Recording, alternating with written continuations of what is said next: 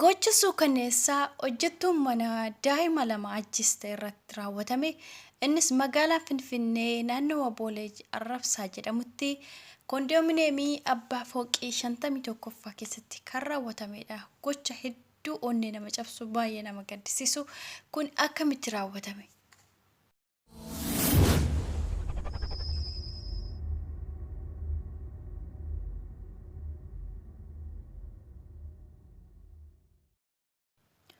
Ashamaa harka fuunee akkam jirtu hordoftoonni chaanalaa YouTube akkam jirtu nagaa keessanii nagaan waaqayyo iddoodhuma jirtan isiniif haa baay'atu nagaa guutus akka qabdan abdiin hin qaba anis nagaa kootii waaqayyoodhaaf haa galatu.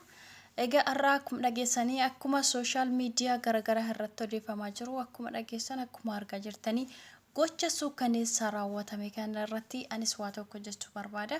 Innis gochi kun akkamitti raawwatame maaliif raawwatame isa jedhuu fi kan inni raawwatame magaalaa Finfinnee naannoo Boolee jedhamutti akkasuma kan inni raawwatamedha.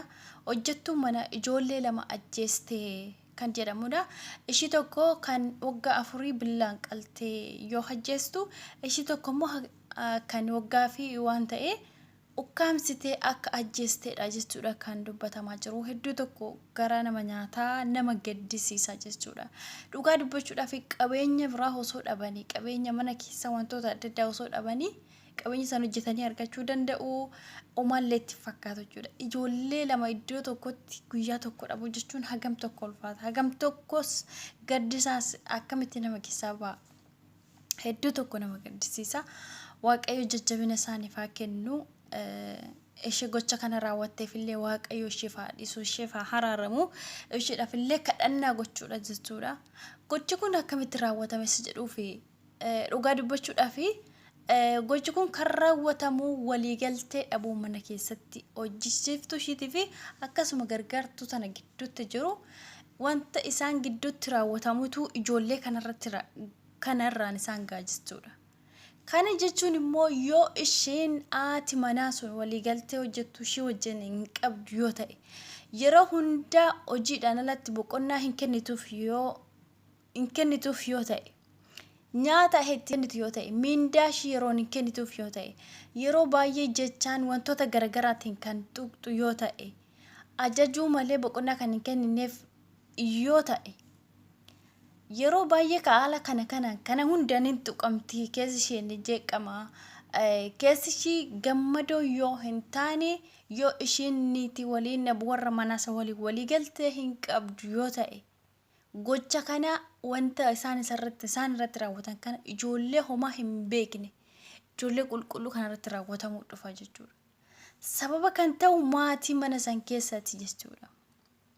Kanaaf maatiin mana keessaa wanti isaan gochuu qaban ishee waliin waliigaltee akka nama tokkootti nyaata ishees yeroo kennuu fi akka nyaattus jechuudha. Wanna ishee barbaachisu gochuu fi jechaan tokko dhiisuu boqonnaa kennuu fi nama waan taateef yeroo itti kennuu fi akka isheen boqonnaa fudhattu akka isheen yeroo itti nyaata ishee nyaattu mindaa ishee yeroodhaan akka kaffalamuuf. Kana osoo godhanii waliigalteen mana san keessatti ni jiraata. Wanti kun wanna dhufuuf hin qabu jechuudha.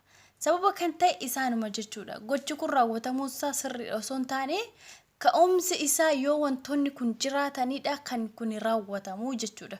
Gocha warri manaa irratti raawwatan isheedhaan jedhan yookiin immoo isheetti dubbatanii kan ishee irratti raawwatamu guyyaa guyyaan wanta hin taane yoo ta'e deebitee ijoollee kanarratti raawwatti jechuudha.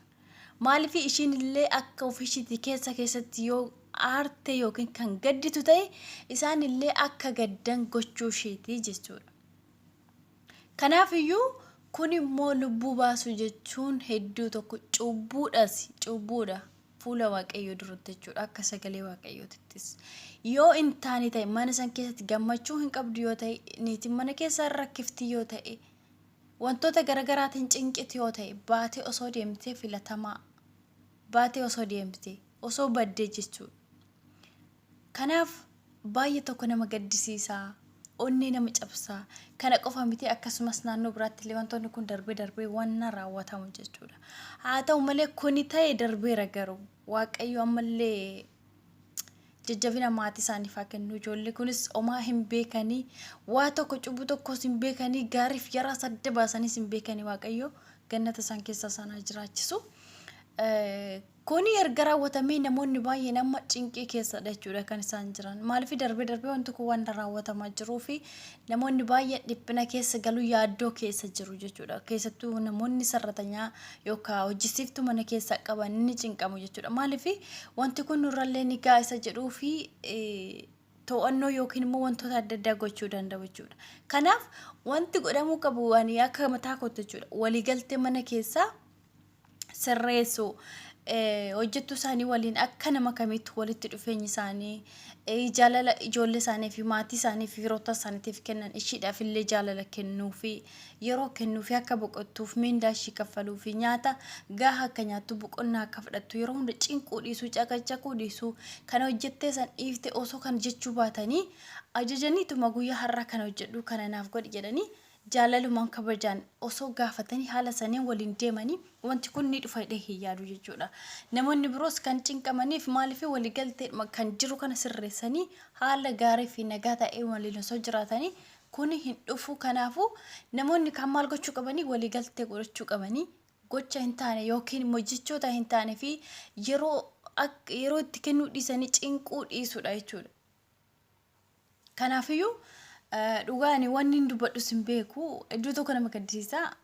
Keessattuu immoo namoota nagaan hojjetachaa jiranii namoota walitti dhufeenya illee hojjechuu fi namoota manaa keessa walitti dhufeenya qaban akka shakkii keessa galchuu gara fuulduraatti illee namoonni hojjettoota barbaadan jechuun haala salphaadhaan argachuu hin danda'an yoo ta'e iyyuu jechuudha. Kan fakkeenyaaf ragaan nagaa kan waasii kan jedhamu sana jechuudha. Isaan ala namni nama qaxachuu hin danda'u jechuudha. Maaliif baay'ee ulfaata waan ta'eef eessaa dhuftee nama akkamiiti jechuun maatii ishiillee beekuu dhiisuu danda'anii haa ta'u malee namni kun kan rakkina kana kan uumamu mataadhuma isaanii ofuma isaaniitiin rakkoo isaan uumaniif ijoollee kanarra gahuu danda'a jechuudha. Kanaaf mataa isaaniitiin waan gaarii yookiin immoo jechootanis haa ta'u gochaanis haa ta'u waan gaarii isheedhaafis akkuma maatii isaanii keessatti akkuma ijoollee isaaniif godhanii osoo isheef godhanii wanti kun isaaniitti dhufu jedhee tana yaada jechuudha akka mataa kootti jechuudha. Kanaaf wanti kun erga raawwatamee ta'ee garuu akka gara fuulduraatti hin raawwatamneef namoonni akka of eeggannoo godhanii ni taasisa. Waliigaltee mana keessallee warri kanaan dura wal jeeqanillee kun irratti raawwatamanii sodaa keessa ni galcha garuu haa ta'u malee akka isaan of sirreessan ni taasisa jedhee tana yaada. Daa'imman kunumaa hin beekanii ganaadha iji isaaniitu hin banamne. Dhugaawwan dubbata nama wallaalchisa. Waaqayyo bicha maatii sanaaf jajjabina haa kennu. Namoota kaaniifis immoo wanta kana yookiin immoo gocha hojjettuu isaan irratti raawwatanii haa ta'u wanta kanarraa osoo of qusatanii wanti kun hin uumamu. Wanti guyyaa guyyaadhaan dhageenyu wanti guyyaa guyyaadhaan gara biyyaatti raafuu wanna baay'ee isaa nama jibbisiisu wanna dhaga'uufillee namatti hin tolledha. Waaqayyo nagaa nuuf haa buusu biyya keenya fi nama keenyallee haa qajeelchu. Seexana isa gidduu namaa bu'eetu akkaatti dhiiga namaa dhangalaasuuf namni akka badiitti bobba'uuf kan godhu kana Waaqayyo nurraa kaasu dhugaa dubbachuudhaaf biyya keenyaaf nagaa godhu gooftaan keenya Yesuus Kiristoos. Dhugaa hedduu tokko nama cinqa. Biyya keenya nagaa dhabdee osoo jirtu wantoonni adda addaa sukkanneessan garaagaraa kun innaan raawwatamu baay'ee tokko nama gaddisiisa biyya sanaaf jechuudha. Hedduu tokko ani waan jecha dhaba dhugaa. Waaqayyo gooftaan bichaa biyya keenya kanaaf yoom akka nagaa buusee nagaa argannee namoonni jaalalaan nagaadhaan akka jiraatan hin beeku.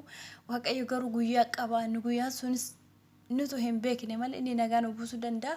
Inni nagaa biyya keenyaaf haa kennu jaalala nuuf haa kennu tokkummaa nu haa buusu. Kan doon nabsee nu maaru nuuf haa maaru an dhibaman nu maaru nuuf haa maaru ambela nu maafa baasu an dhiiftan dhibu nu maa baasu nagaa biyya keenyaaf haa buusu jaalala tokkummaa gidduu keenyatti nuuf haa buusu jedhanii gama kootini isinillee akkuma jirtanitti iddoo jirtanitti nagaa biyya keessaniif kadhadhaa. Waaqayyo nu haa yaadatu bara dhumaatii sana keessa jirra ta'e hin beeku ani gama kootiin jechoota nagaa dhugaa dubbachuudhaaf waan jedhee murteessu hin beeku bicha nagaa nuuf haa buusu. Kuchi kun namoota baay'eetiif barumsanii ta'a. Maaliif akkasaan hojjettuu isaanii hin miineef warreen jaalala waliin jiraatan immoo akka itti fufaniif of eeggannoo garagaraa akka taasisaniif ni taasisan jedha.